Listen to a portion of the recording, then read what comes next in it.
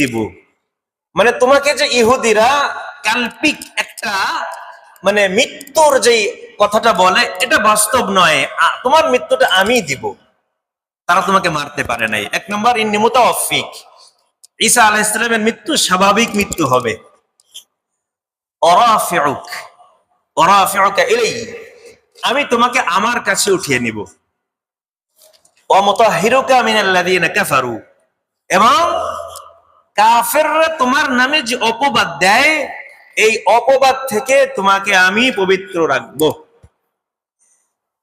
যে ঈসা আলাইহিস সালামের বাবা নেই, উনি হয়তো কোন মানে ওনার জন্মের ব্যাপারে তারা প্রশ্ন তোলে, এই বিষয়গুলো আল্লাহ বলেন আমি এটার জিম্মেদারি নিচ্ছি, যে তোমার ব্যাপারে মানুষ কোন অপবাদ দিতে পারবে না, এই ব্যবস্থা আমি নিব। ওয়াজাইলুল লাযীনা ইত্তাবাউকা ফাওকা আল্লাযীনা কাফারু ইলা ইয়াউমিল কিয়ামাহ, আর তোমার